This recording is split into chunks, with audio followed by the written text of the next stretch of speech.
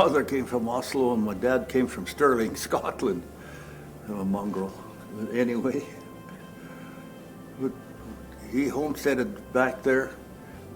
It's a half section and my brother's kids own it now. It's just all hills and bush. They're keeping it for their own hunting and recreation. It's, other than that, I don't know. What did your mom and dad, what did they do? Well, Dad was, well, they farmed, you would know a little bit, and he was a veteran of the First World War. Then he joined the Vets Guards in the Second World War. Now you mentioned earlier some of the places that he fought. Can you go over those again for me and tell me if he was wounded? Well, all I can remember is Vimy Ridge. He was there. And Somme or something like that. Other than that, I don't remember. And he got gassed, and he had one bullet hole in his leg.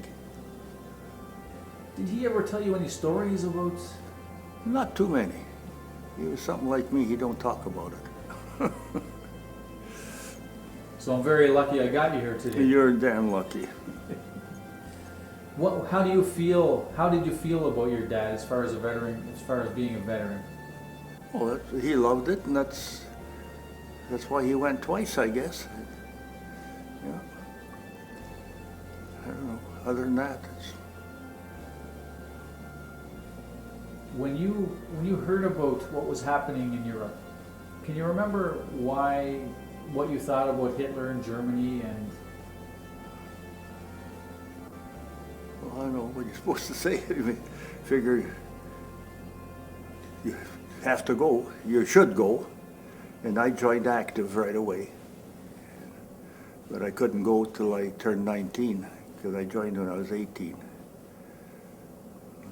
So from 18 to 19, what did they have you doing? Well, they gave me a anti-aircraft gun course and just had my training mostly. That's about it. But I did have to take that one course to fill in time. And that was taken at Sarcee in Calgary. Yeah. Now, who did you join? Which regiment did you join? Which battalion? I just joined active service and they stuck me into the Royal Winnipeg Rifles. I didn't have no choice, which was all right. Now, as you joined when you joined the Rifles, did you know anything about them, about their history or anything, or? No. No. How did you feel about being sent overseas? Oh, I thought it was great. I couldn't wait, you know. Get into a different country. Yeah. It's a heck of a way to see the world, though, eh? Yeah, like I said, I saw most of it on my hands and knees, but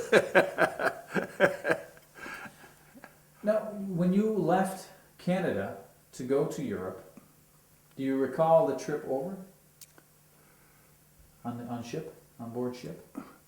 well, we went on a cattle boat to old Isle de France. Anyway, to get us over there, you know. Other than that, Do you recall any happenings on the way over?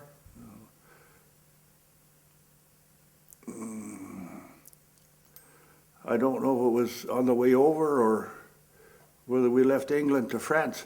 We got in a big storm and everybody was sick and I was standing out at the back watching the prop come up and down out of the water. You know, it didn't scare me at all, but I can't remember if that was before we got to England or France or whatever. No, England, I guess, yeah. And then I don't know there we were crossing the strait where it was so rough. Oh, even tables are bolted on, they even broke off the floor. It was rough. Yeah. Anyway.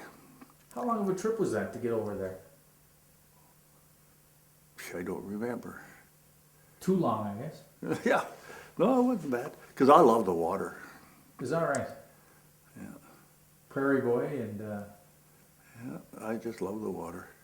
Except last summer, I rolled my little fishing boat right upside down and threw me in the lake. Of course, I don't wear a life jacket. I don't know what they're made for, you know. Anyway, there was a couple there come back and rescued me.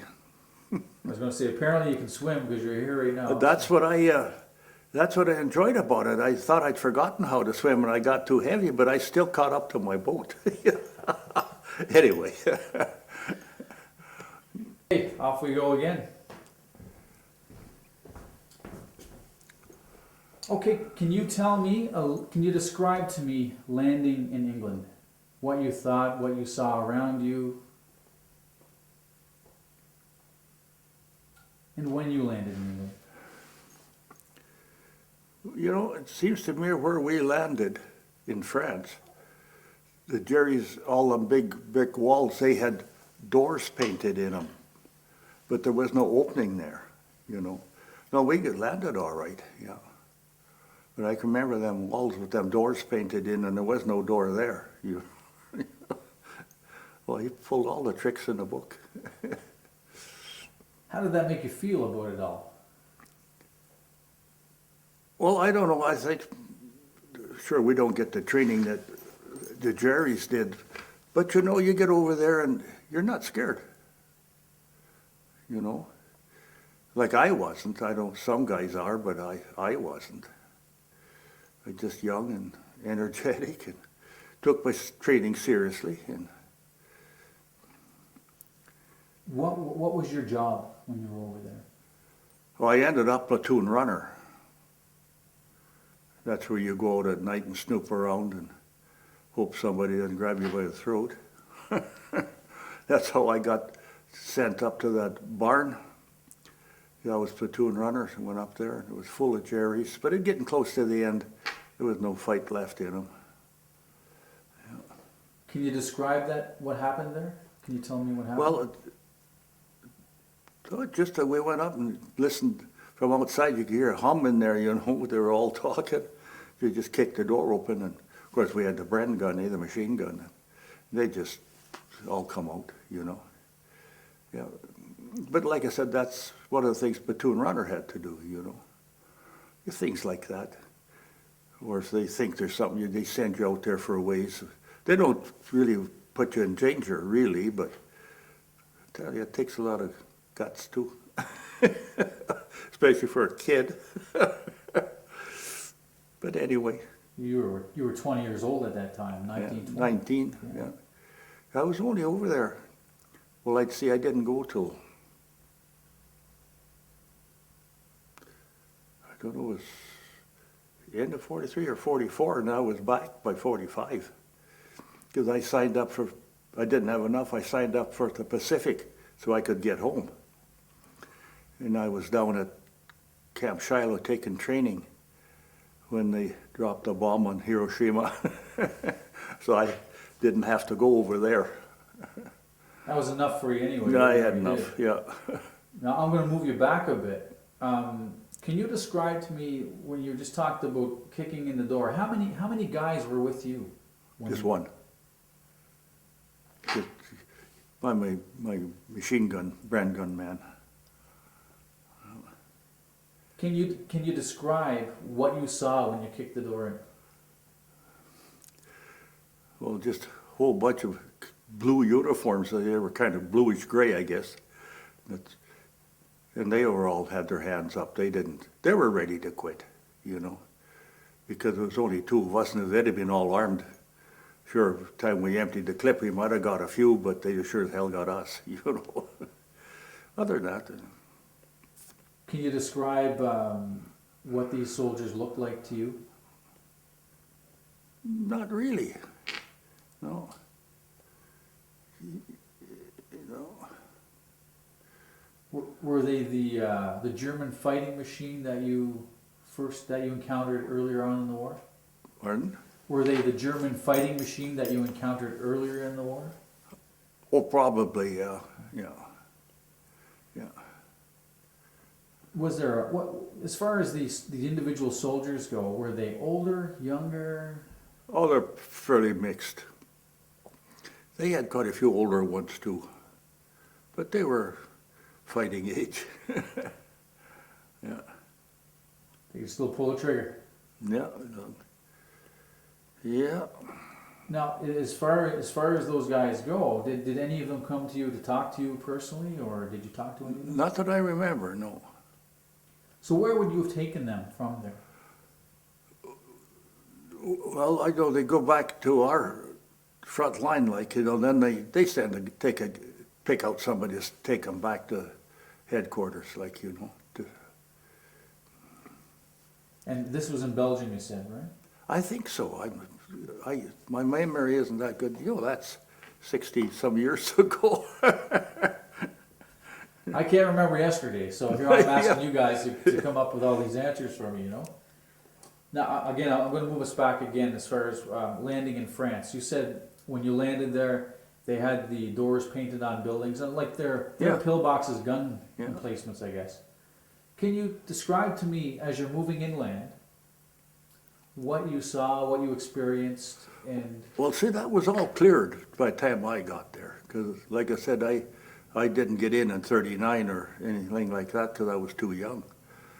So it was pretty well cleared. We just went in and they had barracks or headquarters set up there for us. And other than that, the landing was peaceful. It wasn't like the one in Dieppe, I guess. thank God. Yeah.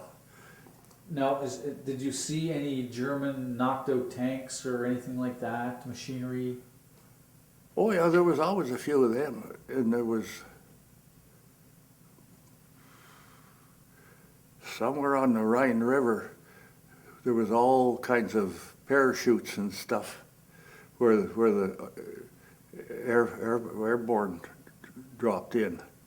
That was someplace, that's along the Rhine River somewhere, but I can't remember. And there was always a few German equipment. Yeah. What did you think of the German equipment? It was superior to ours. It was. Like their rifles and machine guns and those 88s that they had mounted on railroad track on cars and stuff, they were superior to anything we had. Yeah. They still say you'd have won the war if you'd have had enough fuel.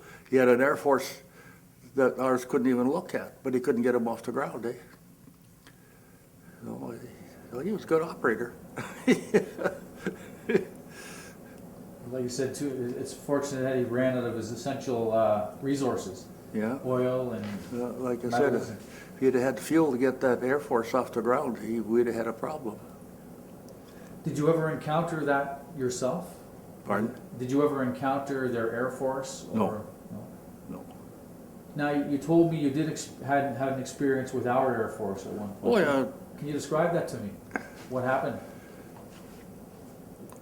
Well, I can remember standing behind this building and I heard this plane come and looked out. It just looked like three eyes coming at you. Then it started strafing.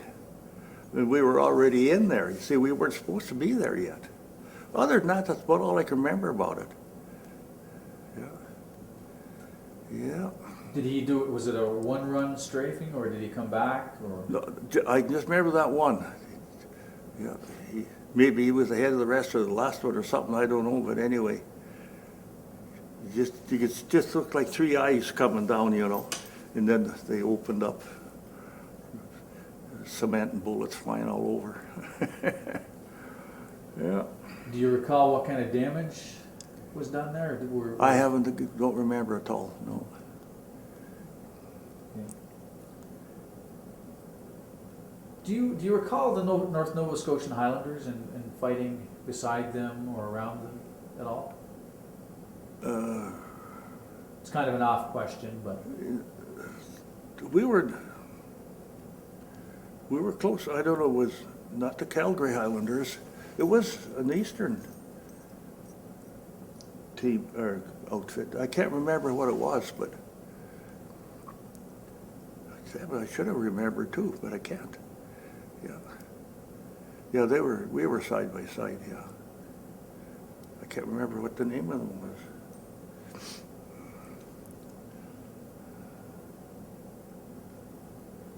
now you received the military medal. Yeah.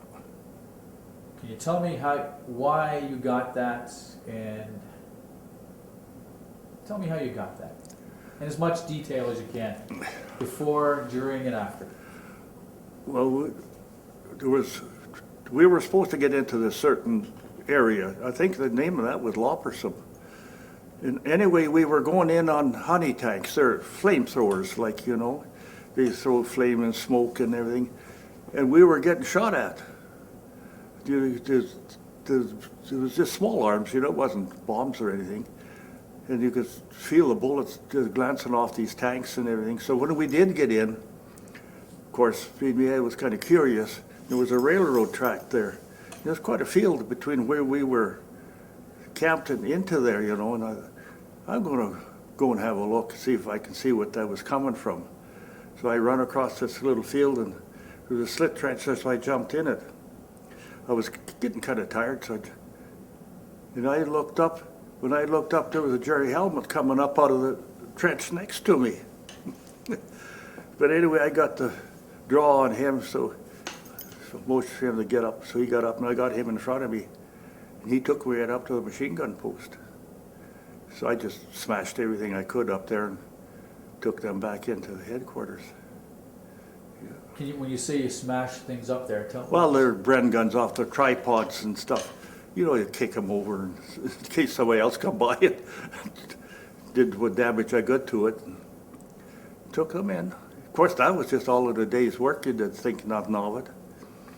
When I got back to Canada, we were in Shiloh. And I don't know, all the boys were back from overseas, and they had kind of a riot there, and they damn near demolished the camp, you know. Got out on Parade Square the next morning. They called my name. Now, I had nothing to do with this riot, but I thought, they're going to blame me, and here they awarded me with a military medal. But I thought, sure, I was going to get it for this the damage of what they did to all the barracks and stuff, you know. They awarded me the military medal. Kind of a surprise, pleasant one. Oh, you want to see it? Yeah, sure.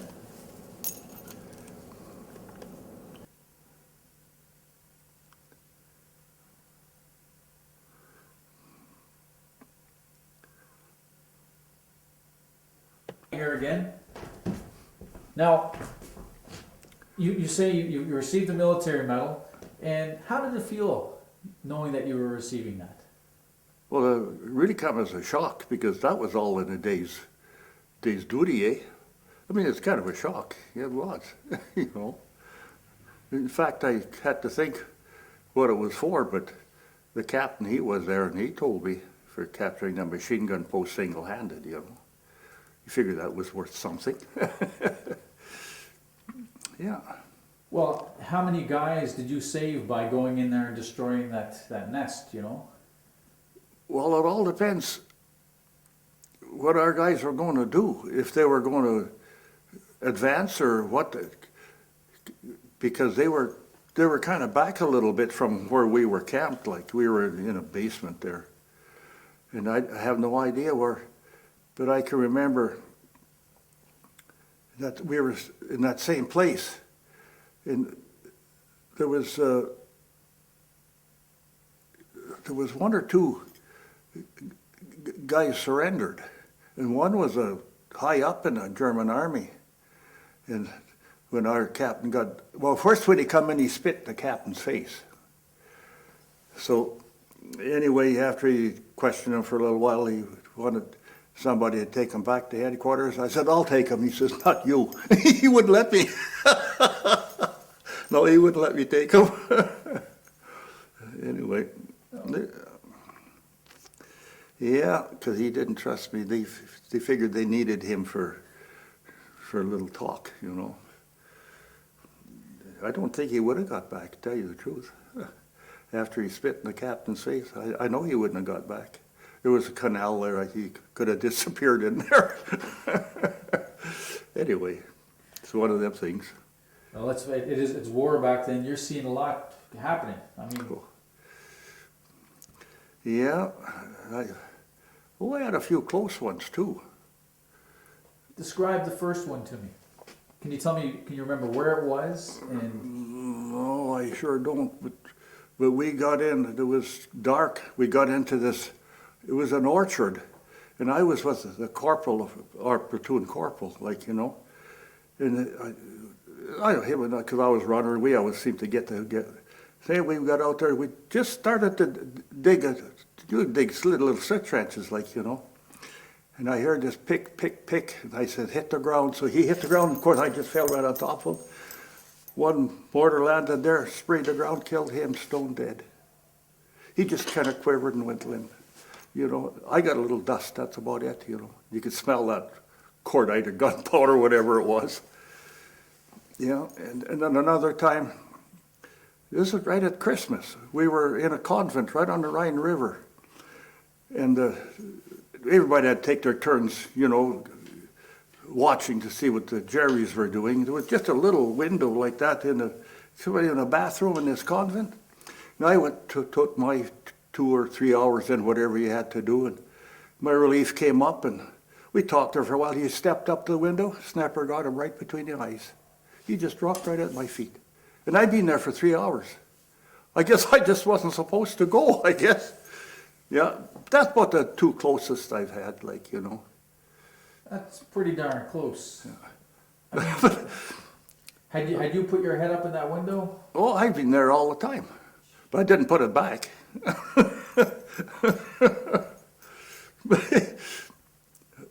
I don't know if that scared me worse as in this convent. There was a stove in there. We were heating our cans of beef and something.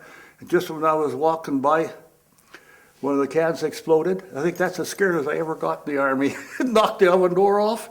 I thought I was had her. You know, there's got to be a little bit of humor in there too. You, God.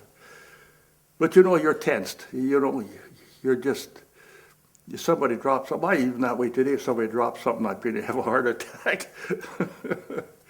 Yeah, because I guess I took my training serious.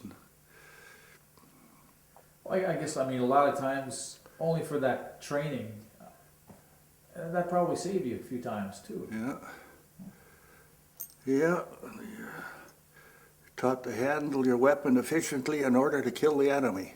See, I go to this boys' camp every year, and they're looking for people to teach them, like, you know.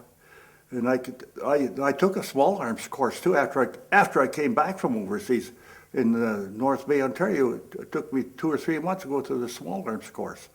And well, they figured I could be a good instructor. I said, yeah, but the object of the lesson isn't going to be the same to teach these kids. You know? No, they set me down there. Anyway. Now, doing those types of things, like with doing with the kids here, does that bring back memories? Well, not really. I kind of left it behind me, really. You know, like I'm even a poor Legion member. You know, I go if I feel like it. If I don't, I don't. I'll tell you what really. Well, another close one.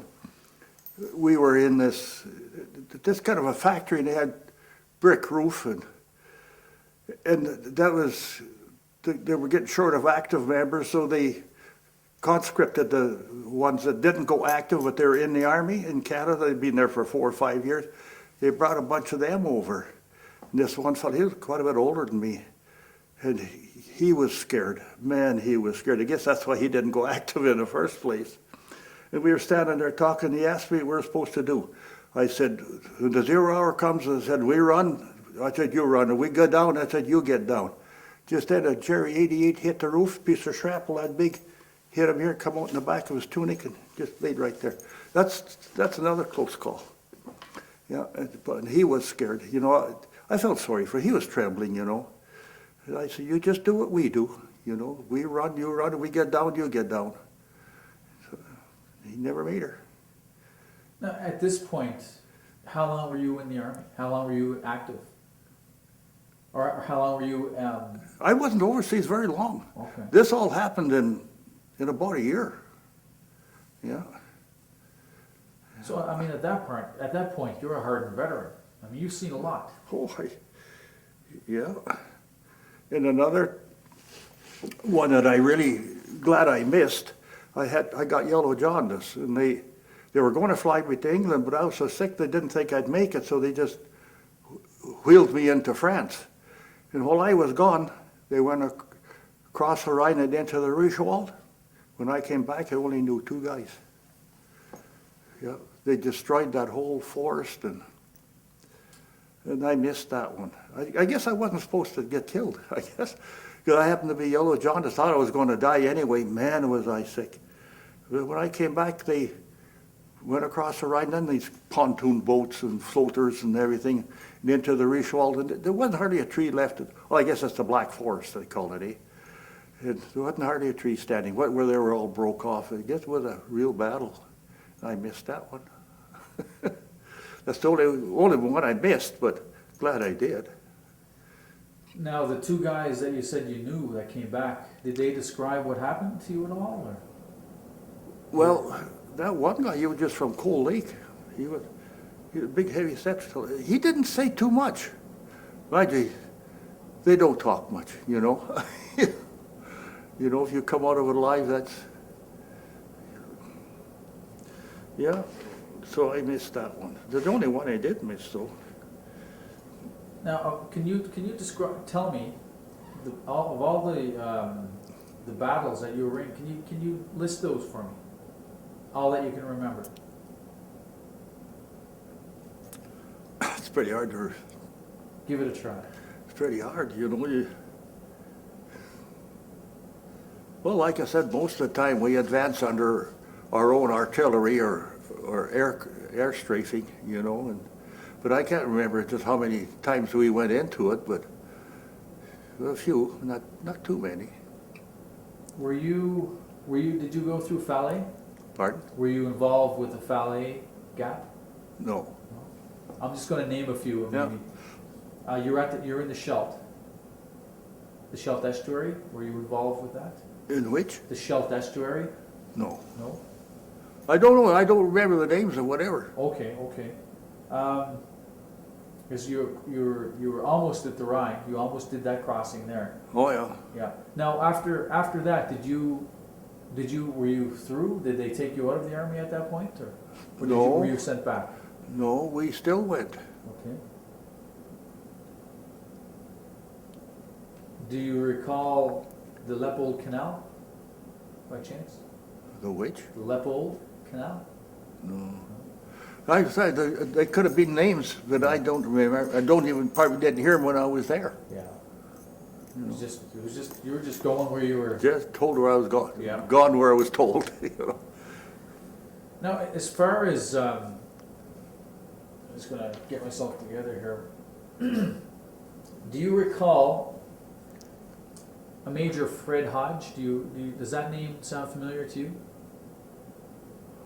That Hodge is a familiar name, but Now he was the major who was taken to the chateau along with 134 other Canadians. That's when the SS killed them in Normandy. oh, What do you think? Now, we mentioned the Hitler Youth earlier. What did you hear about them, and how did you feel about them, the Hitler Youth? well, they were good soldiers, but that way, they fought to the death, you know. And I guess it's a kid like that, you can train him to do anything, eh? And I imagine that's what it was, because they were bad. Yeah, they never quit. Other than that, Now, did you ever come across them? no. No. As far as the German paratroopers go, what did you feel about them as a fighting force? The German part, I never got involved. No, but at one place in Holland, there was parachutes all over the place and gliders, but they were all American or Canadian. Yeah. But as far as the German paratroopers, I never got involved. Now, would that have been Nijmegen or? Or Arnhem? Well, it wasn't far out of Nijmegen. There was another town there. I thought I had. Guy went through a whole bunch of. I used to get the magazine from Winnipeg Rifles, but I don't know they quit sending. They even had my picture in there. That's why I looked at it this morning. But I see somebody cut one out. It might have been mine. I don't know. Anyway, there was another town there that I read in there that I was in, and it seems to me that's where the parachutes were, but I can't really remember. Would have been Arnhem, maybe? Arnhem, yeah, yeah. Can you describe that to me, that whole scene? Well, it all happened before I got there, and there was just a road bulldozed right through that small village, and we were just walking through it, and there was, like I said, gliders and parachutes all over the place. But other than that, the odd steeple standing, that's about it, you know. Yeah. It's sure something, you know, how them civilians escaped most of that, eh? Got a fly buzzing around there. Yeah, I thought it was a bomber coming in, but You're right, you still are, Jean-Pierre. yeah. Now, as far as the end of the war, do you recall where you were when the end was announced? I was in Utrecht, Holland, and that's where I kept wanting to go home, and I didn't know how I was going to get there, so I signed up for the Pacific, and then he sent me home. I was home for a couple of weeks or something, and I went to Shiloh training to go to Japan when they dropped a bomb on Hiroshima, and that was the end of that. Yeah, and then they still wouldn't let me out of the army. They sent me to Medicine Hat guard duty. There's a prisoner of war camp there, eh? And I don't know how long I was there. And I remember, I'm not sure it was 2 or 3 trips I made across Canada taking these prisoners back to the boat to go back home. And then after that was done, they sent me to Wainwright, to a prison camp. They just wouldn't let me out. And I got my discharge from there. That was in 46. Now, you say when you were in Holland, when the end of the war was announced. Describe to me when you heard that, how you heard it, and what was the reaction of everybody around you? Well, it's pretty hard to describe that, you know. But I know I was in Utrecht, and somebody said the war was over, and I can remember the 5th day of the 5th month of the 45th year, you know. I remember that, and I can remember walking on the sidewalk to a nice boulevard and everything. And I don't know how I even got into the captain or whoever was in charge, or how I even got to sign up for Pacific. I can't remember how I went about that. But anyway, I did it, and they chased me home. I came home on the Queen Elizabeth. Now you were home for a few weeks, like you said. Yeah. Can you tell me how it felt to be back home? Well, that's something else that's hard to describe, you know. You were jumpy, I'll tell you that. Because in the meantime, we went to the Calgary Stampede. When they started off the fireworks, they couldn't find me. I was gone. I was hidden under a bleacher somewhere, you know. It was still in you know. Well, of course, that's quite soon after. But I don't know, I can't remember too much about it. Just happy to be home. And Did this. Okay, now you'd mentioned that you're at Shiloh, which was you were sent to a prison camp, or a POW camp? that was a training camp Training camp. Okay, so the POW camp, where was that? in Medicine Hat. Okay, can you describe what it was like to be in there? What it was like to be guarding these POWs? Well, actually it was boring because the fight was out of them, and there was no escapees or anything, you know. Then they started shipping them down to the boat, on the trains, and of course they had to have guards, so I was always one of them. I can't remember if I made 2 trips or 3 trips, but I know I made a few. Yeah, when they got that cleaned out, then they sent me to Wainwright. They had a prisoner camp there too. And I don't know what happened to that because I got my discharge from there finally. Can you describe to me these German prisoners? What kind of attitude they had, and did you have any interaction with them? Oh, like, what's that Red Cliff north of Medicine Hat? And there's lots of big gardeners out there. We used to take a couple of truckloads of them out there every day, out to these gardens to work, and oh, they were a good bunch, you know.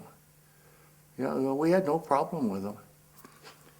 Yeah. Did you ever encounter any of the hardcore fanatics like the Nazis? Did you ever deal with any of those? Not really, no. You know, it wasn't the people, it was the higher-ups that had the war, like, you know. Like, I remember one place in Belgium, I think it was, there was a Canadian soldier on a motorcycle, and a Jerry sitting behind him, and they were both drunk, driving down the street. Oh, they were a bottle of whiskey, and the Jerry, he was sitting on behind, as happy as hell, you know. Now, of course, this is all getting close to the end, eh? Yeah. How did that feel, seeing that? Well, it makes you feel good, you know, because we weren't out there to kill each other, really, you know, but you had to slow them down or stop them, you know. No, they're all humans, you know, except Hitler, he wasn't. The Nazis were a whole different story. Oh, boy, oh, boy. Yeah, but the people, they were people, but they were under his dictatorship and they had no choice, you know. No. So you didn't blame them for... No, not, but they had to do it. Or they'd go to the pit where they put 6 million Jews or whatever. Not a very nice place to go.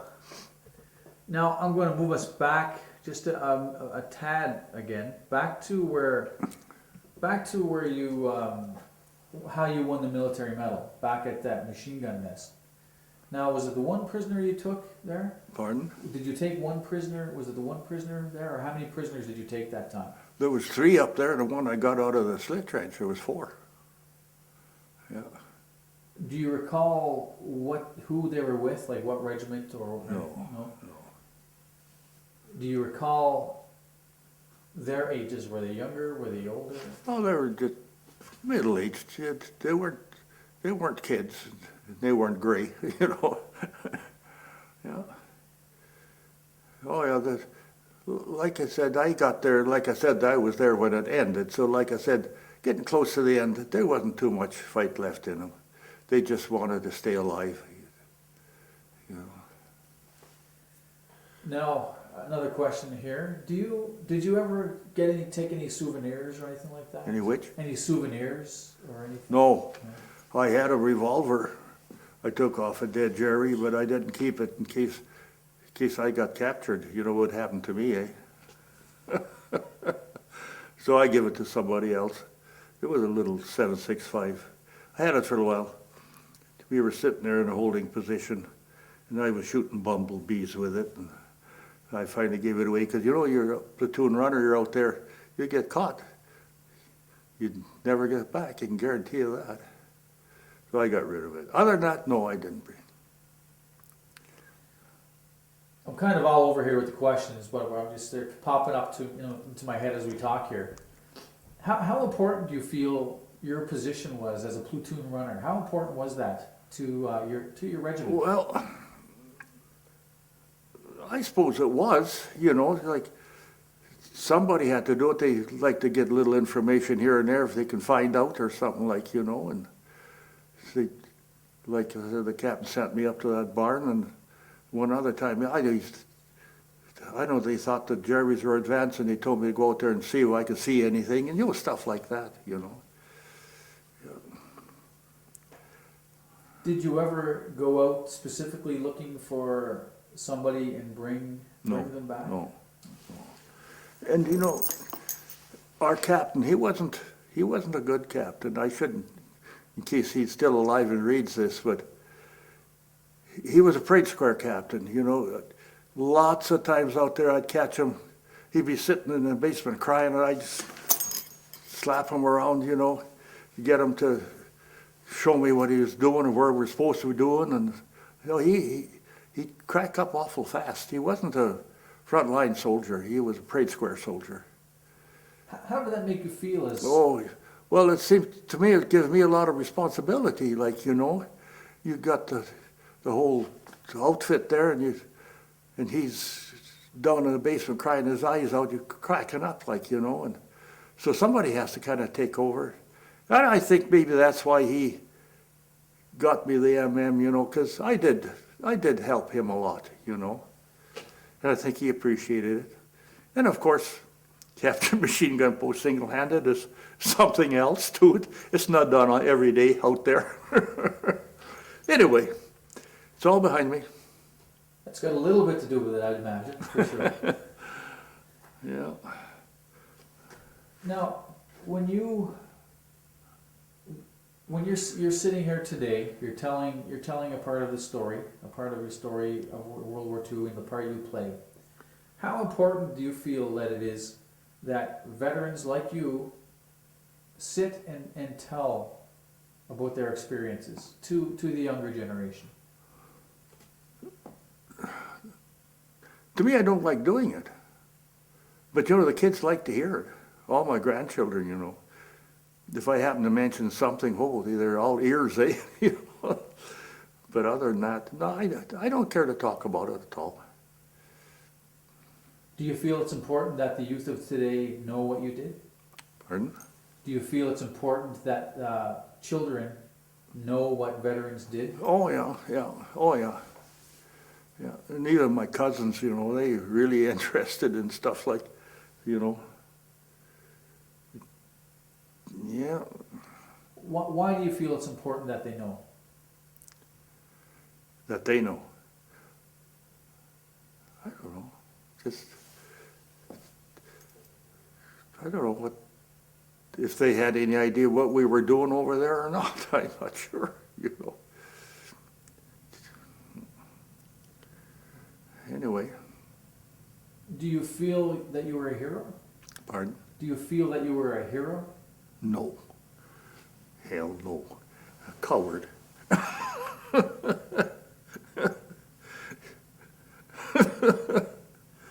Why do you say that? I don't know. It's...